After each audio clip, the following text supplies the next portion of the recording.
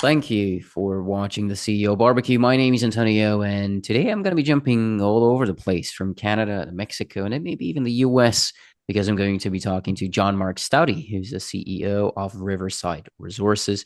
But of course, not before I've warned you that Resource Talks has received compensation for the production of this video from the company that's being interviewed. Please understand that this channel is a business that sells content producing services to companies, which means you can never rely on videos for research purposes. You should treat this as entertainment and not as research. The fact that this company is being interviewed doesn't mean that they're necessarily a good or a bad company. I am not here to endorse or attack anyone, but simply to ask a few questions. If you find that I have failed in asking a question that you would have liked to hear an answer to, which will happen as I am not a very experienced interviewee, please let me know, and I will try to correct that mistake in a future video. Furthermore, please only watch this if you know what you're doing. This program is intended only for experienced junior mining speculators because mineral exploration, development, and mining is a very tough business. Losing money is the norm and should be the expectation in the sector, as this is a very complex segment of the market, and the performance of individual companies typically depends on many different moving particles. Moreover, these companies are typically in the pre-revenue stage, which means they rely on the public markets for the financing of their operations. And as a general rule of thumb, you'd be better off understanding that most company communications, be it this interview or their website and their presentation and their social media accounts, their presence at conferences, and other social media accounts that tell you about any publicly listed company, all of that is intended as marketing. And although I do not make buy or sell recommendations because there is a clear conflict of interest in within given the nature of my business, many out there do, and you should be aware of that inherent bias. That bias is not always going to be clearly disclosed. So again, it is safer for you anytime you're watching any type of company specific content to approach it with a dose of skepticism and assume that the party telling you about it is biased, because there will always be a bias, again, albeit disclosed or not, and it could be in many different forms. The fact that I have no idea what I'm doing should already be clear to you at this point. I don't have a long enough track record of consistent investment profits, so I should, under no circumstances, be considered an authority on anything. Although this might sound amusing to you, it's not amusing to me, and it is not intended as a joke. I'm pointing out a fact and warning you not to rely on anything I say or do unless you like losing money. Unfortunately, at least to my understanding, nobody out there has any special abilities. And so the guests who are likely here as part of their marketing campaign, they do not possess any superior knowledge. They cannot know what's going to go up, what's going to go down, or what might end up going in circles. None of us know whether any of the company's activities will result in a success, again, given that we're talking about high risk activities here. Also, unfortunately, try as I may, I'm not going to catch all red flags or all challenges with the company. So even if I end up asking a few tough questions, don't rely on this being all of the tough questions. Again, these are complicated startups with many moving particles, and I cannot guarantee the quality of anything presented in this video, on top of me being biased, of course.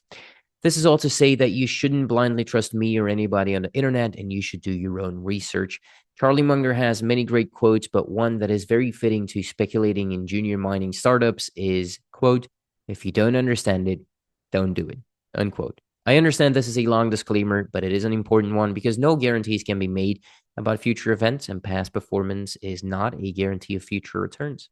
What you will find a lot of in here are forward-looking statements. Pause the screen and read the warning that you see in order to better understand what those are. This is very important. This is also a conversation that is general and impersonal in nature, containing hopes for future events that may not take place, again, depending on many different factors. Before continuing on, please talk to a professional investment licensed investment advisor with a good long-term track record, as well as do more research before taking any decisions by visiting setterplus.ca. That's where you'll find the company's official filings, and that is where you do your research. Research is not done on YouTube, Twitter, or any of the other social media or media platforms. You do it on setterplus.ca. If you didn't have enough time to read the disclaimers shown on the screen as I was talking, or if you don't understand them, you should not be consuming this content because you might be putting your capital at risk. That all said, as you may know by now, This company is a prospect generator with a growing royalty portfolio, which is hopefully something we can discuss later on. And it's listed as RRI on the TSX Venture Exchange in Toronto. But I'm not doing the full company overview in here because John Mark and I have already done a couple of deep dive interviews in the past about Riverside, about John Mark, about jurisdictions and whatnot. So you can find all of that under the company's playlist on our YouTube channel. Instead, today we'll be looking back to what they did in 2024 and hopefully look forward to what they plan to do in 2025. And John Mark, I want to kick it off with, or by really going back to the beginning of 2024, where on January 15, so exactly 1 year ago to the date, you had a news release highlighting the outlook and milestones for 2024, where in your own words, and I quote, I have it right here with me, to our knowledge, Riverside is one of the better positioned companies compared to our peers to benefit from a potential general commodity sector upside, unquote. But your stock actually closed the year at the same exact 13 cents that it has started it at. So how come, why wasn't maybe the work you did reflected in the stock price, and what's really happening? Yeah, so I think one thing is gold price really made a big move, and we were in 2024 during the year. We were able to add gold projects. I think what's happening is people aren't yet seeing the value in those, but that's okay. I think we're really set up for 2025. It was a success. We did work in 2024 in Ontario, and we've moved those portfolio of projects into their own company to unlock that value. I think that this 2024 people saw that, yeah, we had that, but they still thought, well, maybe due to Mexico or due to other aspects. I think the second thing was drilling and exploration. So we were in 2024 with gold, able to get drilling, a deal with Fortuna Mining, which was a big deal for us. We then were able to drill in 2024, and now we're getting the final results together. And so we'll have news results on that. So I think that's another thing that the stock people have been waiting for those drill results, and we're excited by going forward with Fortuna Mining. They'll be going again in 2025, funding us. We continue with the funding, and we'll have a news release on that. And that's something else that we talk about. So for 2024, I think those are two things. I think the third thing was we added rare earth elements. I think that we can see we didn't know that Donald Trump was going to win, but now with Donald Trump winning and with the real push for the United States and Donald Trump trying to think that he wants to expand the United States, include Canada, Greenland, and the rest of the planet in as part of his jurisdiction or something crazily, critical metals are going to be a key aspect and rare earth elements are vital. So in 2024, we added those. So I think shareholders and investment didn't really reflect in our share price. It should have, but it didn't. That is what it is. What we can say is that we have added those assets as we said we did. So the positivity in the commodity prices in 2024 and Riverside, the positivity to take advantage of that, adding good quality projects in rare earth elements, gold, and consolidation of our gold in Ontario into a new company were three of the steps that we foreshadowed in January, as you say, a year from this a year ago today. And we do this each year. And so each year we try to lay out, I've tried to for the last 15 or 16 years, this is what we're up to. Now, the share price should make a move. Every time we've done a share split, the price has really gone up a lot, up to 3 or 4 times what it is. And we're set to do that again. And I did in November of 2024 show to the shareholders we are doing that with Blue Jay Resources, now Blue Jay Gold. And we'll have more news about that. And that's really going to be, and I'm right now working on the paper on the different disclosure for the annual shareholder meeting and vote. And we'll send the circular out in the coming weeks. Pichette or Pichette and Cecilia and Taft. That's it. I want to talk about all of these, and we're going to get to it. Last year, on the same date, you had over 6 million in cash. How much money do you have right now? Right now, we have 5 million in the bank right now. On the news releases and stuff, we're talking about 4 million. Again, just to be conservative. But if you looked right now, we do actually still have 5 million in the bank. But over the next weeks, it'll go below 5 to 4.9. So we spend about 1 million a year, and we've done that annually. So we'll put out news that we're at 4 million and be able to hold that 4 million now for the next 6 months. So we're in a good cash position. Also, we have money coming in from our partners like Fortuna Mining and from our option deals. So it'll fluctuate around, but we have about 4.9 million in the bank right now. So you spend about 1 million a year. That's essentially where I was getting to see if you're coming in on budget or not. Did you have any money coming in this year from the partners? We did. We had about $500,000 from partners, which is a little bit less than we have other times. And the year before, we'd had 1.3 million because we'd had the money with BHP. So 2024 was a little more difficult because we didn't have the BHP funding, but we had the money from Fortuna of about $500,000 coming in. How much money is going to be coming in 2025? We don't really know. We have the deal with Fortuna Mining and we're working on that right now. But generally, we often come in around 300 to 500,000 a year as a very base level standard amount.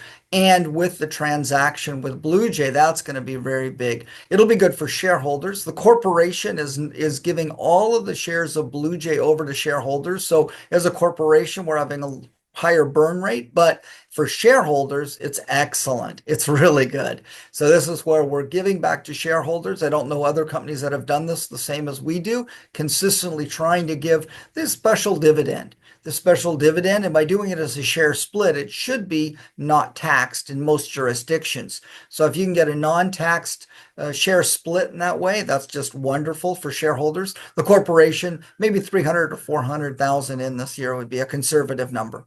We'll Mm. hopefully get a lot more. But you don't suspect, and you never know these things, and you could get opportunistic if the market is right there with you, but you don't expect to have to go to the market for capital this year. No, not at all. With over 4.5 million in the bank right now, and with a burn rate of around 1 to 2 a year, we would go 2 to 5 years before we need to raise capital. On Okay. top of that, we do have the situation with the royalties, particularly with the Tajitos royalty. And in 2026, Fresnillo needs to decide if they're going to try to buy the royalty or if they don't. We hope they don't. If they don't, that's great for us because we do see that royalty worth a lot of money and going into production in the medium term. And we do hear good positive rumblings out of Mexico now. The new president of Mexico, Claudia Sheinbaum, every week or two, we hear different positive slants on things that are happening that she's quietly undoing some of the things that AMLO, the past president, did, and also softening on some of the aspects that the Morena party had pushed forward in the past. Those are very good for our royalty portfolio, not just the Tajitos, but the Tajitos, as well as on Capitan Silver, where we have a 1% royalty, and on other royalty projects we have in Mexico as well. So for us, the royalty portfolio and the Mexican government being more positive is really a good upside for seeing cash flow coming into Riverside in the medium term. The royalty portfolio, again, something I definitely want to get to because I think you have 5 royalties in total. I also want to hear your kind of strategic thinking about managing them. Talk to me a little bit more about this spin out, though, and not necessarily about the reasoning behind it, but the reasoning behind now. Like, why now? Why do you think now could be the right time in the market? And is the market really ready to accept a spin out where it doesn't all go in vain, essentially? So yeah, so we're not trying to time the market. We're actually running the business. We can't control the market. What we can do is the business. And so for the business, it's the right time. And the market goes on and off, kind of like a light switch. So my experience is you keep pushing forward with your business and your business plan, and you're ready. And then there are moments in time when the market's ready for it, and boom, you take off and do really well. If we try to wait until the market wants it and is ready, we'll be waiting forever. And then when the market finally is good, we'll be too slow because it takes a lot of time to do these different steps. So I do think that the market is ready. I think with Trump, I think with gold making a move, and I think with access to capital, I think we're going to have a fairly robust 2025. And the corporation Blue Jay Gold will be ready for that. If it takes a little longer, Blue Jay Gold can kind of hang out in a stable state, ready to take off, kind of like a rocket ship on a launch pad. It's ready to go, and then you just count down from 10 to 1 and off you go. You don't have to build it and put it all on the launch pad and waiting. So that's why we're doing it. So we have a great CEO in Jordy Mark, delighted to get him. And if we were waiting, we wouldn't be able to get a great CEO. We've also financed Blue Jay now directly into the company, so Riverside gets slightly diluted with capital coming in. And that's great for us as shareholders. It starts to establish the value for Riverside shareholders of the portfolio. And that is just should go back to the shareholder value as well, because if we can value just a portion of the Riverside company, it's such a nice valuation. It means all the rest of Riverside you're getting for free. Or even, in fact, this way, Riverside's actually valued negatively. By the time you take all the cash and the valuation of just Blue Jay, it's greater than where we are as our enterprise value. That's a real statement for what's possible, and very excited about the upside. That means that we're just that low valued, undervalued, if that's where you're able to value the parts at much more than the whole. So I think, yeah, the timing in the market is happening and is there, and we'll just be ready for it. So for us, getting it all set and doing the steps and structuring it, and then we can get the shareholder vote. It doesn't mean we have to do it, but we will do it, and the shareholders would, of course, vote for it. But then we can decide when we want to do it, when the market's right. But we'll have all the steps done for that. So that's what we want to do. Well, what is your internal estimate, or kind of like your gut feel estimate, if you will, understanding it's forward looking and you're not committing to anything, but when would you like to have it done by? So there's three steps, or kind of three steps. First step is we need to go and do a shareholder vote at our AGM. So we're making a special AGM. And so right now I'm working on that circular. And that circular in January, early February goes to the lawyers to get finalized and then gets sent out to shareholders during February. And then the vote will be in March. After the vote, so that's the first step. Second step is to go ahead and decide to do the share split. And that takes about a month, so that might be in April or May. And then the last step would be the listing. And the listing, then we would want to do the financing around the listing. And so we decide we're doing the share split and the listing. The third step's the listing. And so that listing could be late spring would be a good timing for that listing. Now you say the market or whatever. We were doing this with Capitan. We were doing this, and then it was in a late 2019, early 2020. Maybe some of us remember because we started to wear masks and cough a lot. It was the time of COVID. We didn't know what was going to happen. So here we were doing this, and then COVID hit.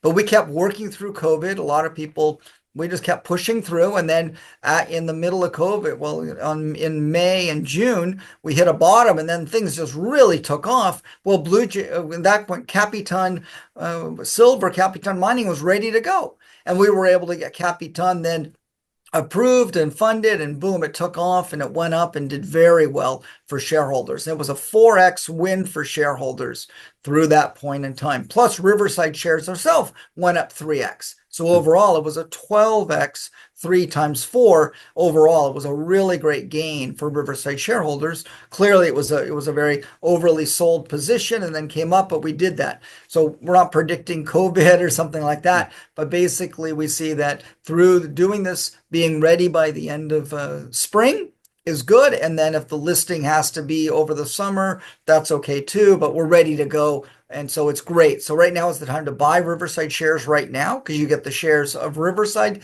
and of the share split company. And in February, early March, we'll do our AGM vote to approve that happens. Well, do you have an idea of what the valuation is going to be? I mean, I think it's Bichette, Oaks, and Duke that go into it. Exactly, right on. And so basically, in that, Pichette is very good, and we've had recently even better results that are really doing great for Pichette. We're super excited. This summer we did work and we did some other things around it. It's very good, and so we really like it a lot. It's a very good key asset. So the valuation we're working on right now, we'll kind of have to see what the valuators come in at and do it, but we definitely see that there's been almost $6 million of total spending on the portfolio through the life of time. So that's one way of looking at a valuation, where Riverside has a market cap in Canadian dollars of 10 million, and we have 4.5 million in just cash. So in enterprise value, if we take our market cap minus our cash, the enterprise value of only 5.5 million. And you can see that, here's something that's had a sunk cost value of over 6 million. You can look at the different valuations kind of at 6 or 7 million for just the Ontario portfolio of those three assets. Then that gives you a good sense. It means all the rest of Riverside, the royalties and everything you get for free. So that kind of gives you a good good place to look at. So right now we've currently financed Blue Jay on the first step, and then we're now doing the second step in financing a Blue Jay in that type of realm of valuation. And if we can pull that off, it's just great for shareholders. So right now, buying shares in Riverside, this video and kind of communicating that and this outlook is good. And then as we go forward, being an owner directly in Blue Jay will be great, just like Capitan. Capitan was great. So if you bought Riverside, you would have made a 4x. And if you would have held it, you would have gone up, and then you would have gotten the share spin out as well of Capitan. And so that would have taken you up to even a 12x valuation. That would have been great. On the other hand, you could play the arbitrage different ways. We're set to do that again. So it's a really good time to be buying Riverside right now. Well, you don't know if the Riverside stock is going to go up or down. Actually, my No, expectation would have been that it might go down because of taking out these assets, which Bichette was your one of your so main focus last year. So how do you see that happening? no, well, I mean, if it goes down, if you still own Pichette, it's additive, right? So it's additive. So if you own the other shares, it's just fine. It's like you have two Legos. You take them apart, you still have two Legos. So that's just fine. The combined value of the two Legos is still greater than what it was before. So even if the price of Riverside goes down, the fact that you've gotten this other aspect that's worth as much or more than what the Riverside is, collectively, it's worth more. And so, yeah, we saw that after the spin out. After the spin out, the Riverside shares went down, but collectively, the shares were up 3x. And that was the point, is that overall, it was a value creating step. Hmm. That's because Capitan had gone up at Exactly. that time with the And so silver price. Capitan, you got Capitan at a 4-to-1 ratio. So if you did that type of math again, say it was a 4-to-1 or 5-to-1 ratio, and that goes up, then you get the additive and it's worth value. So it's really it makes a lot of sense. It's simply unlocking the value. Now, most companies would do that and keep the shares themselves. And we have done that 6 times in the past as well, where we have kept the shares and done that and lowered our burn rate. And I think we could potentially do that in 2025 and 2026 with our Mexican portfolio. So that's kind of not in the news release, but that would be kind of forward looking, as I have a vision already for 25, 26, and 27 for Riverside, kind of where we're going and unlocking the value of the Mexico portfolio. And in that case, not necessarily dividending that to shareholders, but doing that back to the corporation. So we do not have to dilute the share structure. So we can keep this tight 74 million shares, 75 million shares that we've had for over 17 years. And by doing this type of deal, we'd be able to put treasury capital back into Riverside for those shares. Hmm. Essentially, the way I see it, you kind of have four portfolios right now. So those are your Canadian assets that you're going to be spinning out. You have the rare earth elements focused assets. You have the Mexican assets, and then you have a royalty portfolio as well. So that's kind of how I see Riverside at the moment. No, you're right on. Exactly. That's the way I think of it as well. And that's why we manage it. Call it a British Columbia portfolio. So it's not just the rare earth elements, but also gold in British Columbia. And looking out Yeah. the back window here, we're in British Columbia. It's a good place to work. And we have nice gold assets as well as rare earth elements, but both in British Columbia. And in fact, on some of our rare earth elements projects, like the Taft project, there's also gold there. That gold is not the main target, but there's gold present that's actually gold rich as well. So having that in British Columbia, so you're totally agree. I see it as 3 different technical portfolios plus the royalty portfolio makes 4 total portfolios, 4 different aspects of Riverside. Once you spin out, to go back to that Blue Jay spin out, once you spin it out, I'm thinking also, what is that going to do to progress on the assets? Like you initially targeted an NI 43-101 for Pichette in 2024, if I'm not And we mistaken. have it. Right. And so What's we have that done and we're using that now as part of the listing document. And okay? we've updated it. And part of the listing and now that we're doing on that 43101 is to put in the work program that goes with the listing. So we targeted that work and we completed that draft. And now we've gone forward with that. And now we're actually working with that document now to expand it. One of the key things in filing reports is that when you file a report, then you're locked in with what that work program is. So we want to make sure that that work program tied to that 43101 report matches our listing so we can make listing is best for Riverside shareholders. But essentially doing work on the assets themselves, that's not going to be slowed down because of this transaction, or is it? Well, it's interesting. Here's a sample right here from it. I just have it on my desk, kind of Okay. fun. And so these are good samples we've been collecting out in the field. And yeah, so it's wintertime. Wintertime right now, there's not a lot of work going on. So we pushed really hard up until we got snowed out. And then we said, okay, boom. Now, how quickly can we work during the wintertime so that then in the spring we're ready to go and start the work again? To your point, to not lose a field season. Mhm. So we're not losing a field season by really scheduling this listing and this separation in this quiet time of winter, of snow time, when we wouldn't be doing work there anyway. Okay. But you're not, so the next season that you're gonna have, you're still gonna be doing work. Correct. And that's in all three Pichette Oaks Duke. Particularly in Pichette, and secondly in Duck.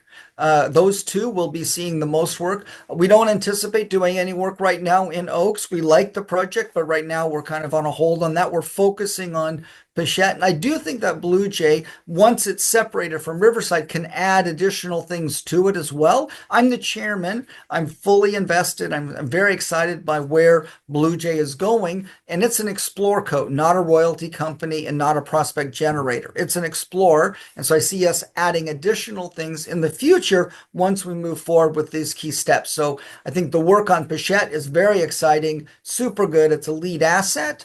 Duck is second, very good, and Oaks is their third, but I don't think we'll be spending much money on Oaks in the coming 12 months. Okay, that's pretty clear. We're gonna be back to Canada in a second to talk about rare earths, but I want to jump back down to, or I want to jump into Mexico actually, because Cecilia was part of your top priorities of the beginning of last year, and I believe drilling there has now started. That's partnered drilling where Fortuna is drilling it. But that started in September. I haven't seen an update on it since. How's everything going, and is it going as quickly as you had hoped? There's some core right there. So the Okay. core's coming out. We got the core. It's split in half. In other words, half of it's already been in the laboratory, and we're working on that news release right now to put that out. So we've completed the drilling. We're now finalizing the assays and getting the assays in. We have the technical cross sections. We recently had a meeting yesterday, in fact, with Fortuna Mining, going over some of the results and going through with them how to disclose and what can be disclosed. It's very exciting. We do see a good program for 2025. So we're super excited about that, working with them, and the drill results from 2024 work program from the end we will put out. Super good to be progressing as we said we would.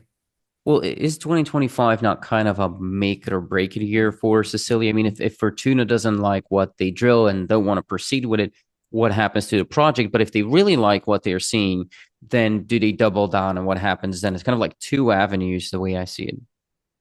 Perfect. So if they like what they see and they double down, that's great for us, and we'd like to do it. They need to spend about $3.5 million to get their first ownership interest, and then they need to spend another 3 million to get up to 6 million total in order to earn their larger interest. And so that would be great for us. And then if they keep going, and we always end up with a royalty and don't have to put up any money if they double down that way. We could also participate once they've earned in to then participate in a joint venture. So those are all good scenarios. In other words, double down and keep going strongly if they like doing it. On the other hand, after these drill results we're happy with, and that's great, and we'll be disclosing those, and then we're doing the program now in 2025 with Fortuna, and that's good, and we'll be ahead. If they decide that, okay, the targets and everything isn't going to work for them in the middle or later part of 2025, then it would come back to Riverside. For us, we have currently 9 different targets.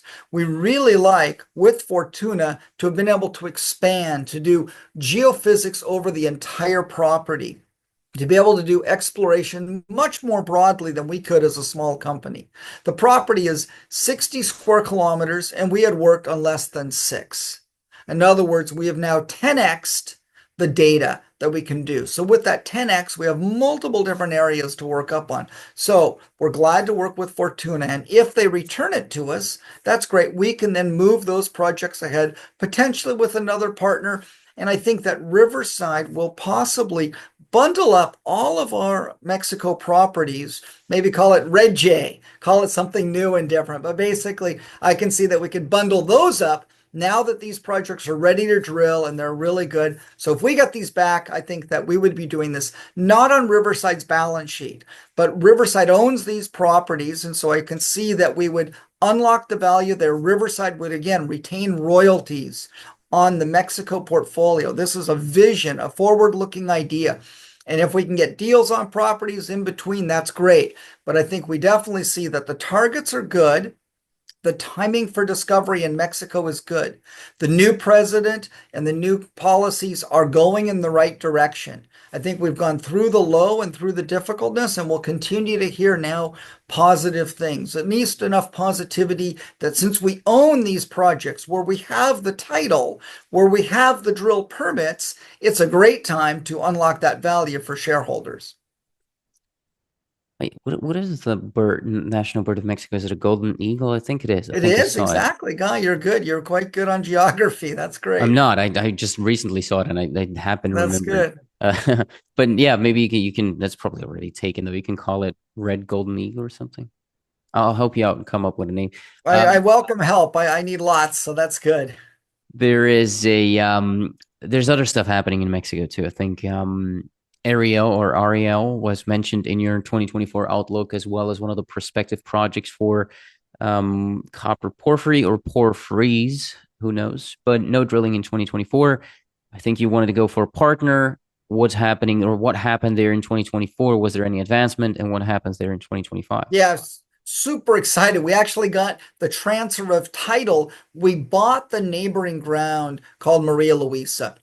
And that was really important because it turned out that our targets were coming up right to the boundary of someone else's ground. So in 2024, with the elections and with AMLO and with these different policies, there was a lot of negativity by other people. Riverside had the cash and knew what we wanted. So we took advantage. There's a guy, Doug Casey, who says, don't let a crisis go unused. Take advantage of those crises. And so when there was a crisis in Mexico, we were hungry and took advantage of it. And we gobbled and got key ground both at the Ariel project and the Union project. In both cases, where we took advantage of these times when it was very difficult, we had the cash for a very cheap price. We were able to buy and consolidate and expand and grow Ariel.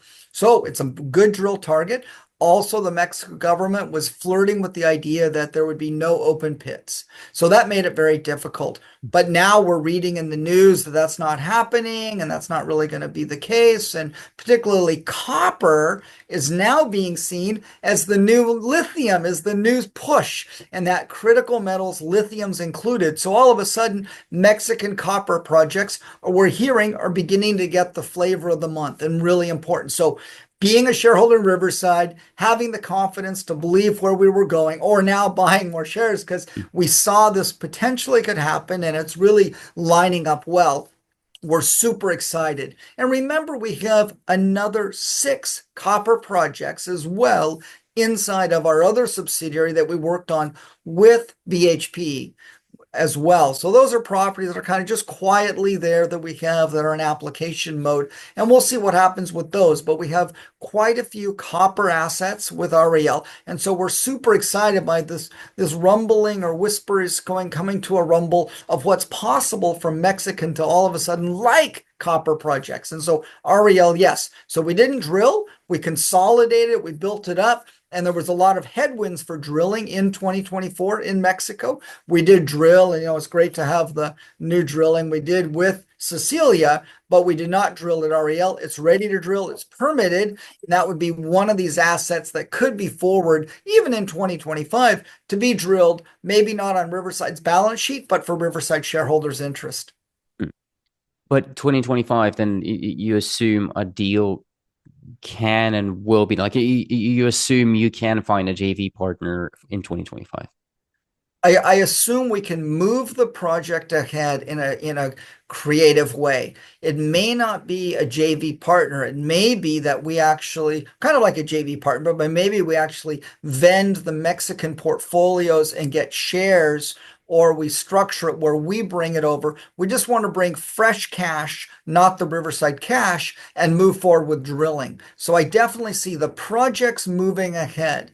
Maybe not, maybe we're, as Rick Rule has kind of said, we're kind of a bit of a merchant bank. We create our own partnerships and we create the future. And so potentially vending these properties across into a JV partner or something where we're driving it forward because we really like the properties and we really like Mexico. It's simply, it really dilutes from Riverside, where Riverside's gotten this nice, robust royalty portfolio and has the good rare earth elements and the good moves as well in North America, in the United States, as well as in Canada and British Columbia.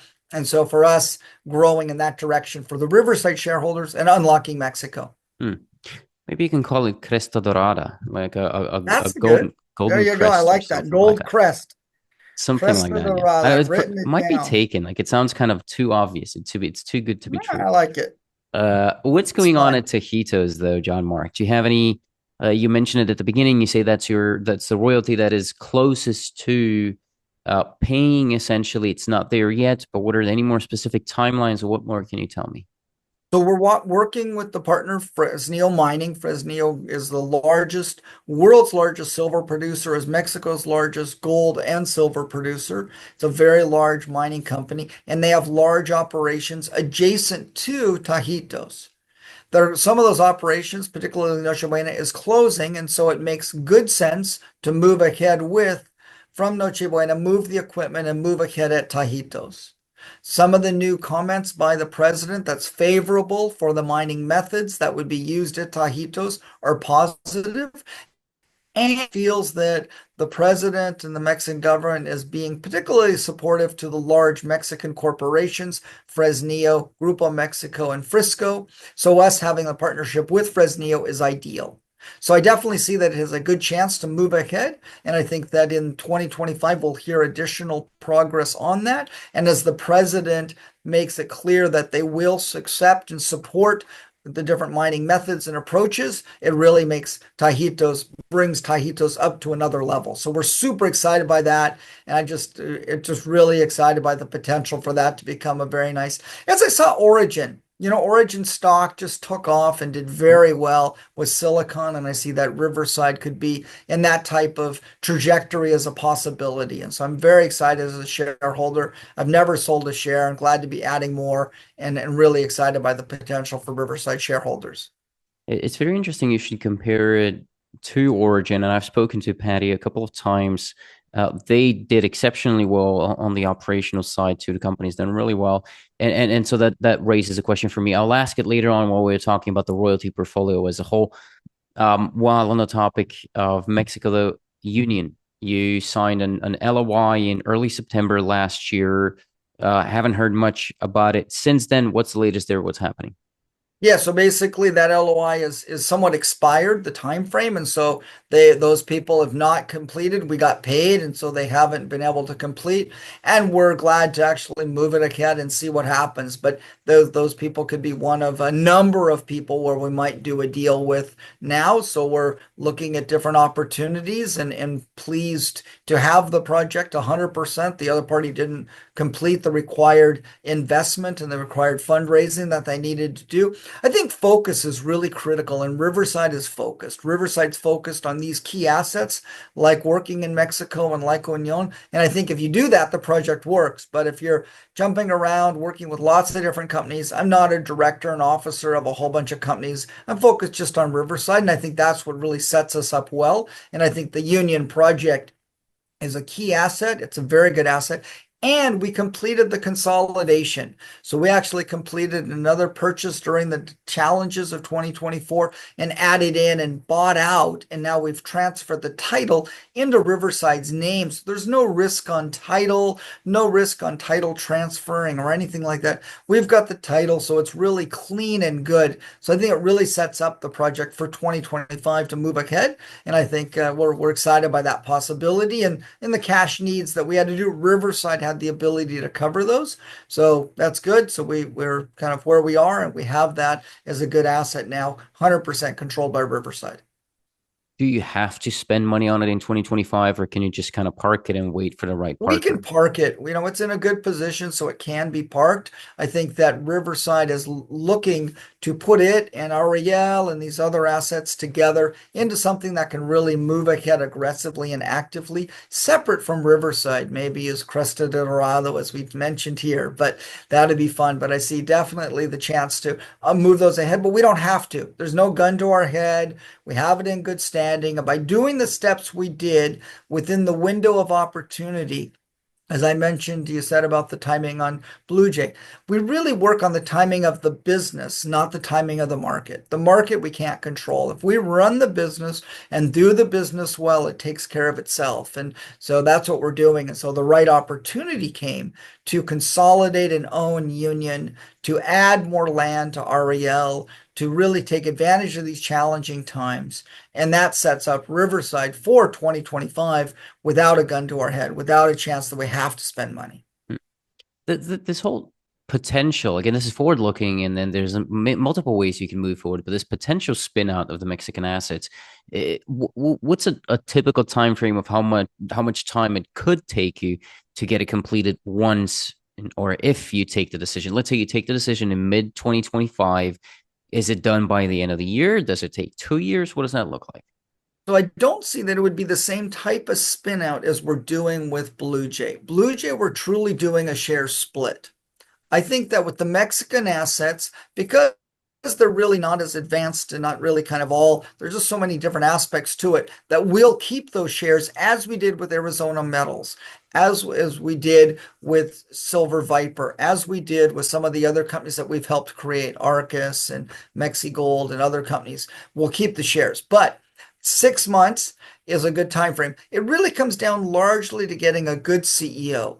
So we're super excited to have Alberto Orozco running Capitan Mining. He's excellent and has changed the name to Capitan Silver, and we're really moving ahead. Delighted to that. Have Jordy Mark on Blue Jay Gold. Fabulous. So if we can get a CEO, 6 months and it's out the door. So it just really, you need to get the good CEO. So right now we have a very good Mexico manager who's super on it, who's very good operationally, and finding a CEO that can kind of help raise the money and lead that would be great. And with that, we're ready to go. So having Jordy Mark do that for Blue Jay was what we needed, and that's what took over this year to get that done. Thus, the 43-101 and everything that you mentioned about Ontario really came down to getting the CEO and putting things together. So that's the key part of the puzzle that you need, and with that, you can really move ahead. Mm. So that's something you're essentially going to be headhunting in 2025. Yeah, so try to work first internally and then with additional people and working. And so, yeah, so this next week at the Vancouver Resource Investor Conference, looking around for people that maybe you're interested in that. And then, of course, in Toronto at the Prospector Developer Conference as well, and talking. We're not hiring a headhunter per se, because the headhunters, we find people come and they want to know what's my salary, what are my benefits. And it's like, no, this is something you create with us and you're part of it. This isn't that we're like, going to just start paying someone something. We're going to build this and you're part of it. And Jordy Mark has come on and raised the money to be the leader of it and be part of it. And then we have to raise the money into this. It isn't that Riverside is all of a sudden paying an extra funding of someone else. We can manage it ourselves to move it ahead in the short term. Hey, maybe someone's listening and they approach you off of this interview. They're like, "Hey, I want to be Yeah, CEO of Cresta Dorada." Maybe exactly. And maybe that that's the happens. opportunity. Totally. Let's go back to Canada though, John Mark. I know you only have about 10 or 15 minutes here left for me. And now the sunshine is coming out in Vancouver, which only happens once in a blue moon. Um, so yeah, I'll let you go ahead. You can do that. It's not a problem. But I want to go back to Canada because part of your strategy in 2024 was to lean into the rare earth elements theme. And you had a couple of field programs going on. Um, as far as I understand it, no drilling has happened yet. Do you have drill targets though? Are you ready? Can you drill in 2025? I don't think we'll be drilling in 2025. I think we found that we've added ground, improved the properties, and found additional properties. And I think in 2025, we'll continue to do more sampling and field work and move towards permitting of drilling. So it'll take time to permit, and we need to make sure we do that. And so we don't want to promise that we're drilling until we have those drill permits. So for us, the key thing now is to work up drill targets, to be in the field and do more geochemistry and more exploration on the rare earth element side, as well as on the gold side as well in British Columbia as well. We have good numbers, good areas, and there's, as well, we're even closer there to finding drill targets and then working those up, and then we'll do the drill permitting. We're not sure how long the drill permitting is going to take in British Columbia for the gold and for the rare earth elements. There's lots of little changes and little aspects that are going on, and so we're just trying to make sure that we're on top of that and what the engagement and situation needs to be in order to do that. But we're very excited by the potential to be drilling on those projects, but we don't have the drill permits yet. What exactly do you need though from drill permit perspective? What does that look like? Do you also have locals consultation obligations, or what does that look like? Yeah, so we're trying to figure out at each project who and what we have to, how that consultation needs to be done and what has to be done. And in British Columbia, they've put forth some new rules that don't apply because these are older mineral claims. So these are mineral claims we've held for a long period of time and we've bought from others. So they don't have the same rules that any new claim would potentially have. So existing claims, simply you file a application and you file the paperwork to do that, but also embracing the consultation of the modern approach is helpful. And so then talking and making sure that we follow through those steps. Yes, we have local consultants working with us, and our local team here in British Columbia, where we live and work, are working on that, and then we'll progress that. We've been so focused on Blue Jay and very focused on Mexico. Honestly, those two aspects have been with the drilling with Cecilia and so many things that we haven't been able to do too much on the rare earth elements and on the drill permitting side. We've been doing field work, progressing it, refining it, but we've said, look, given the large amount of work that we have going in that respect, that it hasn't been the highest priority, but it continues to be good potential. And so in 2025 and into 2026, owning Riverside exposes you to the upside for gold and rare earth elements in British Columbia, and we'll progress with that. But there's just so many things we can do, and our focus has been really on Pichette and on Union and on really excited to see the success of Cecilia and on Ariel. So that's 4 different projects right there. So just a lot on our plate, which has been good for shareholders. For anything material really to happen with the rare earth assets, or let's just call it, let's keep calling it the BC assets because there's gold involved in that too. We're talking 2026. So 2025 is still kind of getting the permits, getting everything ready. So for you to get a partner in potentially and then potentially drill it, we're talking 2026 and potentially later. We probably could get a partner in 2025. That's okay. We'll work on that and see, and we'll be starting to work on that next week at the Roundup conference here in Vancouver, Canada. We'll have a booth and we'll be presenting the projects and talking to potential partners there. Usually takes months to come up with a deal and things, and people want to visit the site. So we'll probably be doing site tours over the summertime. And so, yeah, we definitely see that we could potentially have a partner deal as a possibility in 2025. Yes. Well, is this move toward rare earths that you did was also, it was an interesting move to me. Was it top down driven? Like did you look at the economy and be like, okay, I think we're going to need a lot more rare earths or whatever it might have been? Or was it bottom up, as in you saw a good project or what you believe are good projects and you picked it up that way? And yeah, how do you see that? So it's about 75% top down. In other words, a very important thing to do and we like. But 25% was bottom up because we hired the former leader for British Columbia, the geologist Trig Hoy, who had worked for 40 years and had mapped 16 different quadrangles and had done all this work in the field. And Trig age is in the 70s, super knowledgeable, and he was willing to consult. And we said, look, Trig, what are some of the locations that you liked after you visited everything in British Columbia, after you spent all this time? What did you really like? Let's go look at those and see if we could stake those. That was bottom up, looking for what are really exciting geologic opportunities, particularly that were carbonatites, particularly that had the rare earth element type of signature. And that's what he's helped. So that's truly from a grassroots bottom up approach. So I'd say it's 25% of it was driven that way. And 75% was, look, this is really an important step. We do need to protect ourselves from China. We do need to have national interest. And I do think that there will be a national wish to have these type of resources. And let's make sure we go and grab them before other people do. And if we can stake them, it's very cheap and it's a great place to go. So quality projects coming from the bottom up plus a strategic direction. So some of both.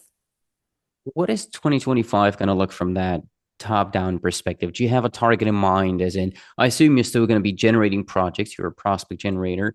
So what do you have in mind? What are you targeting any specific metal or specific segment of the market?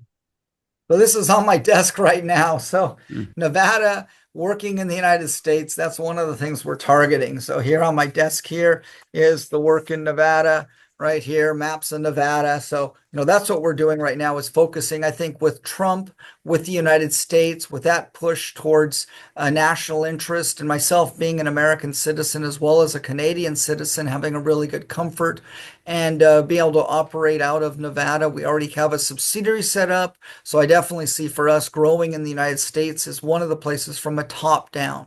From a bottom up, looking for really high quality projects. We have a huge database. We have worked a long time and worked with the U.S. Geological Survey and worked in the state of Nevada and in the state of Arizona extensively. My PhD at the University of Arizona in Arizona, having an office and working in Arizona for over 9 years. So really good comfort in the United States. And so I think that's a bottom up. So call it a 50-50. Good quality projects and again, a strategic direction to take advantage of what I see is a nationalization, national interest of working in the United States and moving projects ahead in a favorable environment. I'm excited by Mexico making some moves in the right direction, and we're already set up there. But for us, I think there's a lot of good momentum in the United States. And so making that move in the United States is what one of the other additional steps that we're doing right now is a top-down approach. Well, you have a little bit exposure to the United States, I believe, through, and this actually a good segue into talking about the royalty portfolio because you have Sugarloaf Peak Gold Project in Arizona. You have four other royalties, if I'm not mistaken: Tajitos, which is in Sonora; Cruz de Plata, which is in Durango.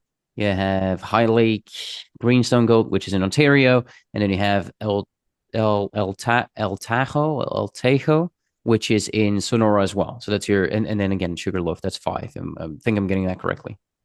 Sure. Plus, of course, we have the three now with the Ontario Yep. portfolio. So those all come to Riverside as well as the Mexican projects, as well as other things as well. So we have a lot of different aspects to it, but that's a good start. And really, they're different projects that are moving forward in different ways as we structure and Riverside retains interest. So that's really good, and we like to see.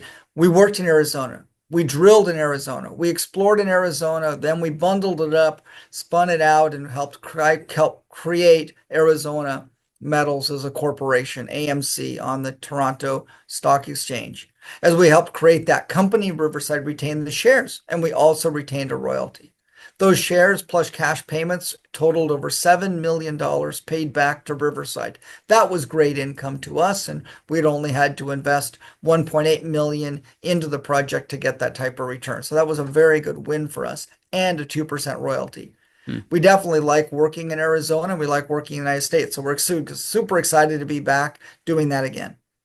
Are those royalties buyable? Any of the five that I mentioned? So, everything is always open for transactions and open for discussion, and we're not actively selling it. We did put together a deck about the portfolio just to make sure that it was easy for someone to see what it is and what we have. We also have a data room available as well. So if someone comes and looks at Riverside, we helped unlock that value. So I definitely see that just the royalty portfolio could eclipse a large part of our enterprise value, just the royalty portfolio. And so that would be good good for shareholders. I want to make sure shareholders prosper from it, and it's a really good takeout value for Riverside. So owning Riverside stock and knowing we have those royalties gives you a good comfort in knowing there's some intrinsic value.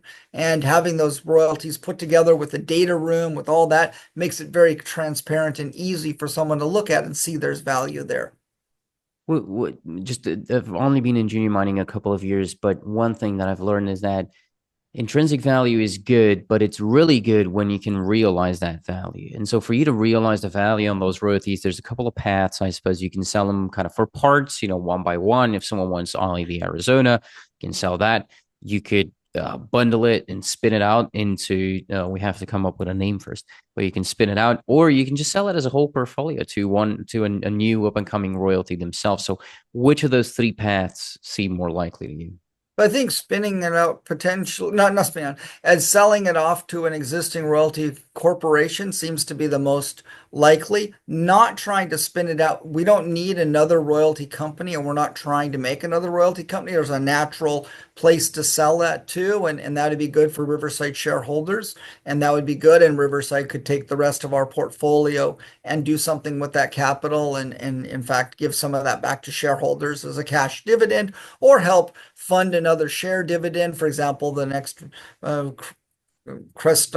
Cresta Dorada type of thing. And then, we could give, if we had enough cash, then we wouldn't need to go and find another shell. We could dividend that over to shareholders, shares of Cresta Dorada to the existing shareholders with the cash from the royalty portfolio would be a way to dividend without making it taxable by doing a share split. So that'd be a very creative tax way to get the value to shareholders. And I think you can see I'm always trying to think of how do the shareholders prosper? How do the stakeholders prosper? How do we grow the business? But particularly, how do we make sure there's value for the investors? And that's a lot of fun. So we really try to make this corporation valuable for investors, not a large market cap, but a large return and a good return for shareholders. So yeah, we could definitely do that with the royalties. We could sell them off piecemeal. That's just fine as well. So we kind of sell it, and I think right now there's some interest in different ones, particularly the interest in Tajitos and what's going to happen with Tajitos. So in 2026, the decision by Fresnillo of what they do is a pivotal point, and after that, it's game on. After that, if Fresnillo doesn't buy the royalty out from us as they could, then we're game on going forward. So right now, when people look at it piecemeal, they say, okay, we'll do it, but we want to take out, we don't know what's going to happen with that. So we'll just let you keep that because that's just is what it is. And so the rest of the portfolio of royalty, and so it's there. So there's definitely those discussions, and then people keep asking, they want something that's in production. So how quickly? So we're working right now on some other projects that we have in our portfolio that could be in production in a short term, and that would give us a producing royalty. That's what really helped Origin, was the producing royalty from the Santa Elena mine, from the success they had there on that vein system that they had adjacent, that First Majestic bought. And so for us, having a producing royalty, so that would be a really good step. So that's a focus for us in 2025, is to see if we could get in 2026 small scale production for some of our other projects, and that would be a way to make it, that royalty portfolio be immediately cash flowing. Timing and valuation would have been my follow-up questions here. Timing wise, when not necessarily, I mean, if you could give me a year, that would be welcome. But from a perspective of at what stage do these royalties have to be in order for you to find a deal? Like, do they necessarily have to be in production, or is it fine if they're close to it? How do you look at that? Yeah, I think that people, as the investors, they just want to see the line of sight towards production or close to production, having permits and things like that, that are, they can see that there are announcements or things like that. They immediately are of interest. They don't need to be in production. They can see that they're going to be in production, and they see a time frame to do it. And then it's there. But right now, that's ahead of where we are. We don't have a lot construction started or construction going on Tajitos, and we don't see construction or things moving ahead on Sugarloaf Gold. And so without those things, they just basically see it as a royalty on an asset, but not necessarily on a cash flow. And so the royalty companies really need cash flowing royalties. And so that's the big value. So for us, owning it in Riverside is good. I think it would make a lot of sense for someone to come and make an offer. That's brilliant to do, and a royalty company, mid-tier royalty company looking to buy the royalties would be very smart to do that, and it would make sense for Riverside to entertain that and potentially transact around it. Yes, it'd be good, rather than us waiting around, when a deal comes to take advantage of it and doing it. It's a win-win, and that would be good for shareholders and would be a way to, as you say, convert intrinsic value into true dollar value. And so we've always tried to do that. What about value or valuation? Like, how do you value something like sugar loaf, or how do you value something like tajitos, which you might have that line of sight to production?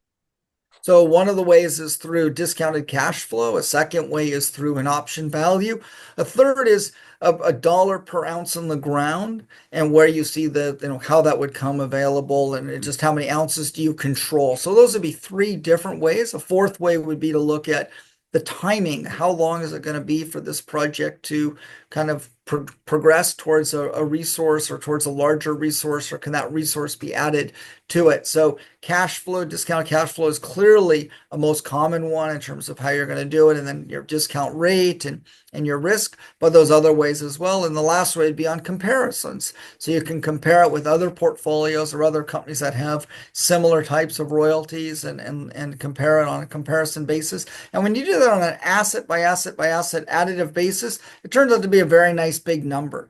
When you look at it as a collectiveness, they kind of all get discounted together only to the lead one. There you say the value of the parts is much higher than the whole. And you asked, would you sell off one versus all of them? You do a lot better selling off one or two, actually, than you do selling it all together, because some of them you don't get any value for. It's more work and more cost, but if you can do that internally, where you're not having a large external cost of things, then that's more valuable.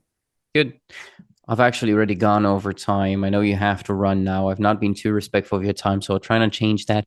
What am I forgetting to ask you? We talked Ontario, we talked BC, we talked Mexico, we talked royalties. That's kind of the four sum of parts, if you will, that make up Riverside. What else? What am I forgetting to ask? No, I think that was great. I think it was really good. And I think that's really important that shareholders do realize we've been having these different interviews. And I think we've been pretty well on track, very transparent and clear in our conversations and saying what we're doing. And I think the important thing is for people to try to act and own a little bit of Riverside. We've done this before. We're doing it again. There's no smoke and mirrors. We're progressing on track. And I think in the next 3 months, we'll see those steps and those votes happening. And so right now is the time to pick up some shares of Riverside. It's RVSDF on the US exchange, and as you said, RRI on the Toronto Venture Stock Exchange. That's it. John Mark, thank you so much for your time today. Thank you so much. Really good, Antonio.